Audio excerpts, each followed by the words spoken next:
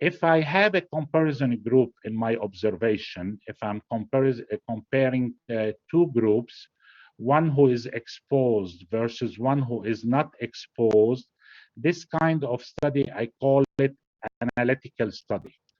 If I'm observing only one group without comparison group, this is what we call descriptive study.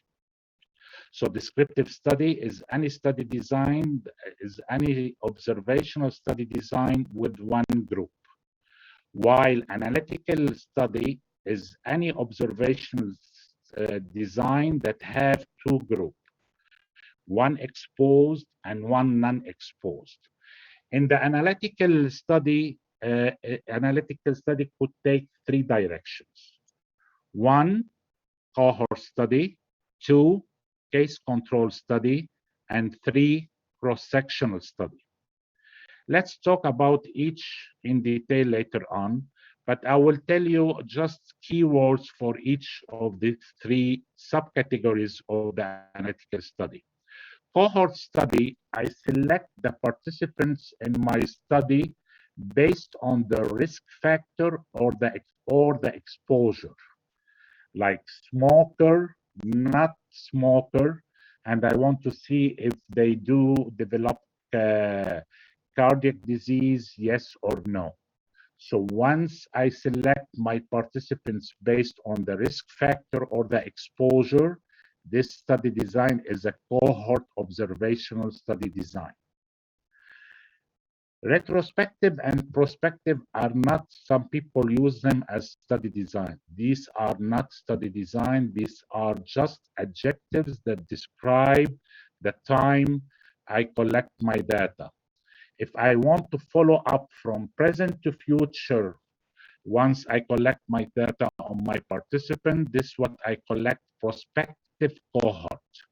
If I want to go back to their files and see their data, look at their data in the past, like I initiate my study now in the present, but I look into the past or history of my participant, this study design is cohort, a retrospective cohort observational study design. What about case control? Case control, it's really fits rare disease. I select my participants based on their disease status, like leukemia patient, no leukemia patient, healthy participant. Leukemia patient versus a healthy participant, and I will look into the risk factor that might contribute to the occurrence of this leukemia. So I select my patients based on their disease status, not on the exposure like I did in the cohort. The third kind is cross-sectional study, or what is known like more as like questionnaire or survey. What I do, I collect my exposure and outcome at the same time. And that's why we call it cross-sectional, because exposure and outcome cross at the same time of data collection. So I'm not really sure if the exposure precedes outcome or not. So these are the three types of analytical observational study. What about if the investigator or the researcher intervene in allocating the participants to experimental or to interventional or control group?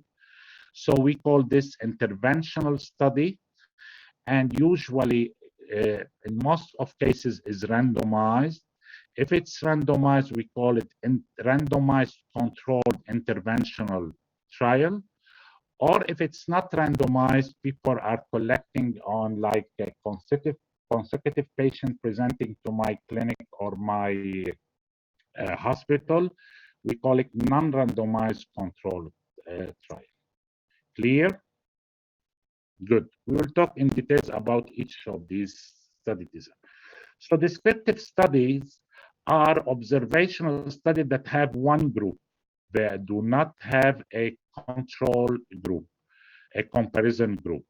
So this descriptive study is concerned with and designed only to describe the existing distribution of variable without regard to causal or other hypotheses. We have individual descriptive study or population descriptive study. Individual could be on one participant, and we call it case report, or it could be on several patients, and we call it case series.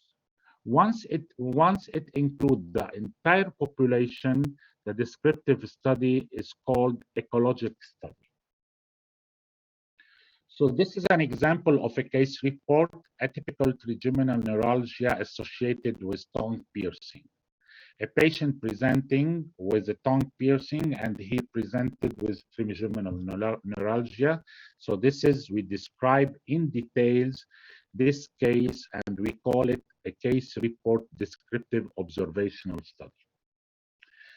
Like case series, as I said, it could exceeds one patient. We call it case series, and it can go from 2 up to tens.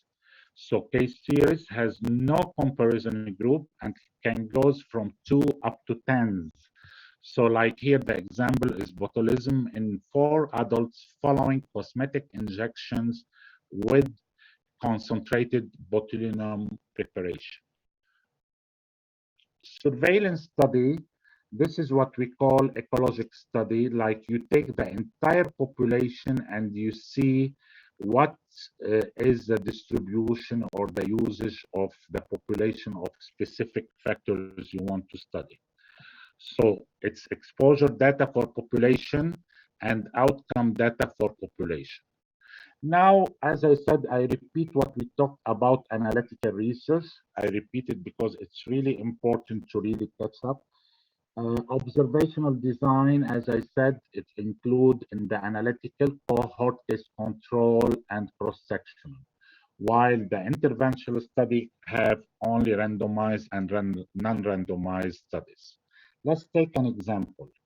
This is exposure and outcome. Exposure is high cholesterol. The outcome is atherosclerosis.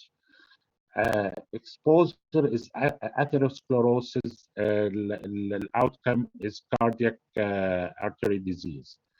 Cardiac artery disease, myocardial infarction, aspirin with myocardial infarction. So all this that you have here as examples are the exposure, and here the outcome. You as a researcher, you are the one who specify what the exposure is, the factor of interest that you are interested to study, and you specify also your primary outcome of the study. This is very important because according to the specification of the primary outcome, the statistician will help you how to really calculate the needed sample size in order to really apply the appropriate statistical test with significance level. So this is another example, statin use. We want to see in a cohort study. We start with statin use and we want to see the effect on myocardial infarction. So this is statin use, the exposure, and the disease is my MI. This is a cohort study because we select our participant based on their exposure status. When we select our patient based on the disease status like MI, and we want to see if they used to use statins, so the study design will become case control study. So cross-sectional study, as I said, exposure and outcome are collected at the same time. That's why we call it cross-sectional study. So cohort study is a group of cases followed over time, could be from present to future or from present to past. The example, investigator examining a cohort of patients yearly for several years, observing the incidence of heart attacks in statin users and non-users. So exposure could be present or absent, exposed, non-exposed, developing the disease, yes or no. This is a chart of the cohort study design. As I said, prospective and retrospective are not a study design, are just adjective to describe the data collection of a specific study design, specifically used for cohort study. But a case control study could be also prospective or retrospective. This is like, as you see, prospective cohort, you see present going into future. Retrospective, starting in the present and going back to the past. Retrospective cohort. So what are the strengths of cohort and what are the weaknesses of this study design? The cohort study will allow me to measure the incidence of disease, because whenever the incidence is number of new cases of disease divided by total population at risk. Whenever I want to study incidence, I want to screen my participants and make sure that they do not have the disease once I want to start enrolling them in the study. And I will follow up with them for a specific period of time according to my research question. So this is the only study design that allow me to measure the incidence of a disease, cohort prospective study. So it could also allow me to investigate multiple outcomes, study rare exposure, and it will really provide me with the temporal sequences. So it could really provide me with causality, that this exposure caused this disease. Weaknesses, we have a selection bias. It's expensive because it needs time and effort and the team. It's not really suitable for rare disease, requires large sample size, and I could really face loss to follow up during if the follow-up time is long. Cross-sectional study is the best study design that fits my prevalence study. If I want to study prevalence of a disease, the cross-sectional study is the best. Like example, examining a group of patients, once observing the prevalence of history of MI in statin users and non-users. So as we said, it's done at one point of time. I study exposed and non-exposed at the same time to see who will develop disease or not. Cross-sectional study strengths, it's not expensive, quick, and it's the best that, as I said, for prevalence purpose. Weakness, I cannot establish a sequence of events like causality factor in cross-sectional, not feasible for rare exposure or outcome, and I cannot also measure the incidence or true relative risk of any exposure and outcome. Case control study, as I said, it's the best fit for rare diseases. And sampling is based on the outcome, on the disease status, and then comparing prevalence of exposures in both groups. Example, examining a group of patients with MI as cases and compare them with a group of non-MI as control and track statin use in both groups to see if it's correlated with the disease or not by calculating what we call odds ratio, that is a substitute for the relative risk. So as you see, present, this is a sample of cases.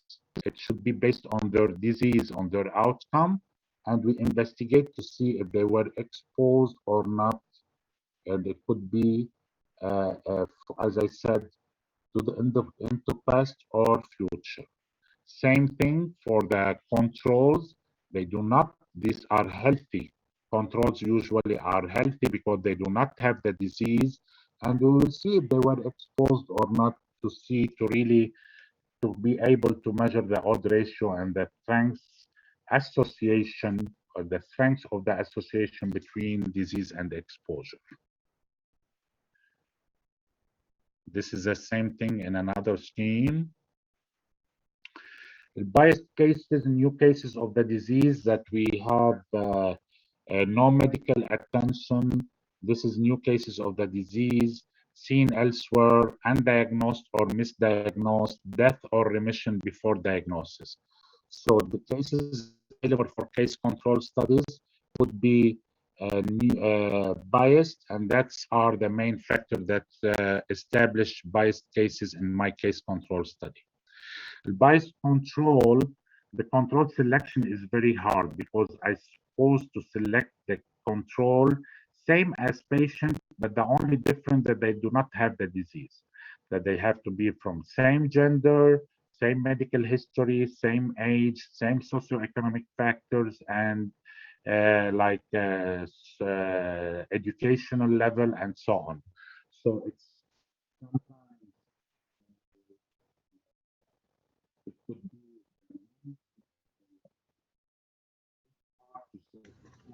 very suitable Dr. Tanir, we couldn't hear you.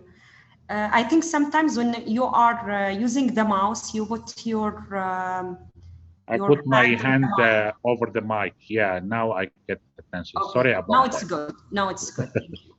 Thank you, and sorry for interruption. No, it's okay. Thank you for telling me. Sorry about that. Selection bias also what seriously reduce the estimate of effects, the odd ratio. When I select my controls, when I have selection bias in selecting my controls or my cases, I'm really doing a selection bias that will really affect the validity of my results. The controls should be, as I said, free of the outcome of interest, representative of the population at risk of the outcome, and selected independent of the exposure of interest. The strengths are very useful for studying rare disease, short duration, inexpensive, and are very helpful in outbreaks, like could be like helpful study design to study COVID-19 pandemic now. Weaknesses, potential, as I said, for biases and confounding, does not establish the sequence of event. Potential survivor bias does not yield prevalence or incidence. It just give me like estimate of relative odd ratio that it's like a substitute for relative risk. Now we will talk about randomized control trial. In a randomized control trial, we have mainly two groups created by a random process, randomly assign patient to receive, for example, statins or placebo, then follow them both for several years to observe the incidence of heart attacks in these two groups. Randomized trial, as we said, we give one the study or the interventional treatment, and the other one, control group, will take the routine conventional treatment, and we will see how much better the morbidity and morbility in both groups are done.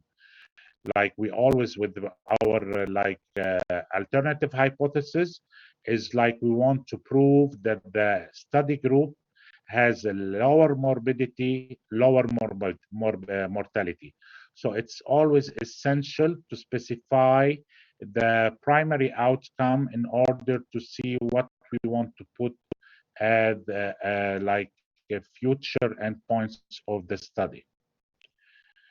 We take the example again of statin versus MI, control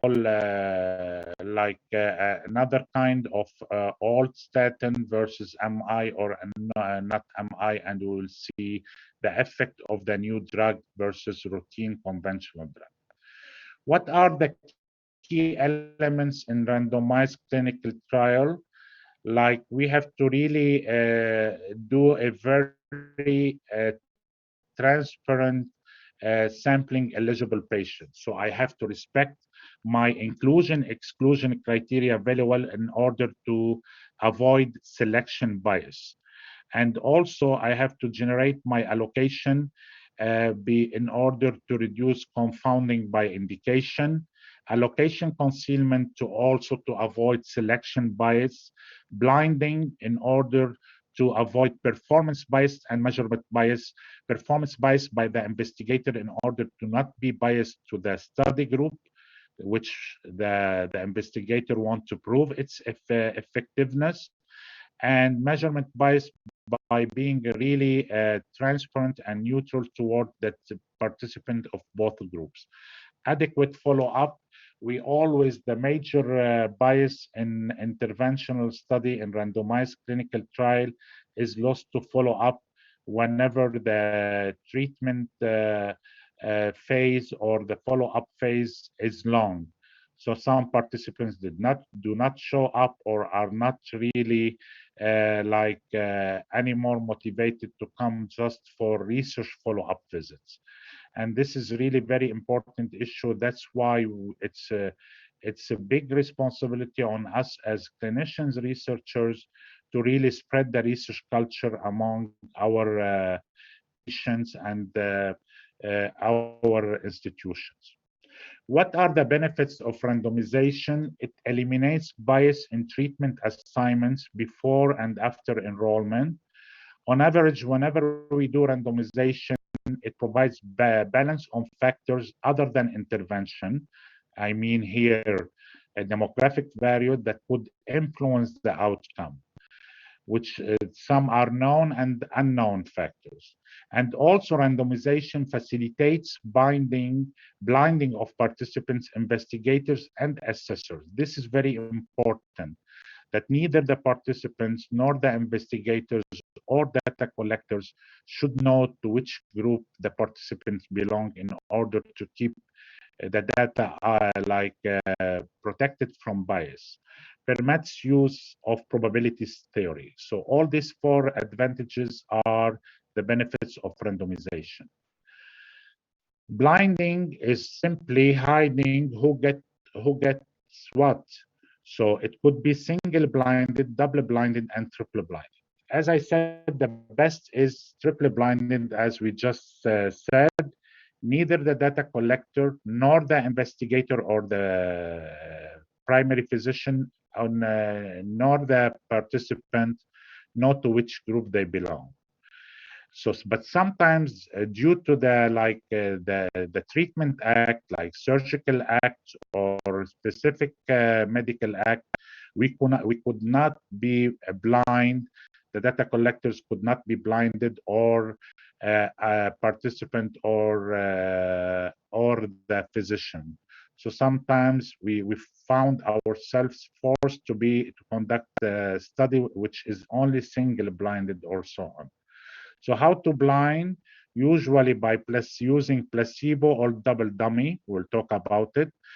And sometimes we are really, when we compare two surgical acts, laparoscopic versus open surgery, it's not possible to be blinded. So that's what we call open label randomized clinical